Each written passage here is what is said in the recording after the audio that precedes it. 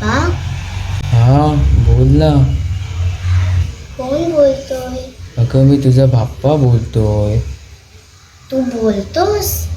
हो. बा- तुम्ही चाललात? पुढच्या वर्षी लवकर या, मी तुमची वाट पाहीन. अगं मी तुझ्यासोबतच असतो नेहमी. सदैव तुझ्यासोबतच राहणार. तू काळजी करू नको. मला तुमची आठवण येतच राहणार. अगं तू काळजी अजिबात करू नको. मी तुझ्याच पाठीशी आहे. तू जिथे बघशील तिथे मीच दिसेन. तू बघतोस? हो मी तुझ्याच बरोबर असतो नेहमी.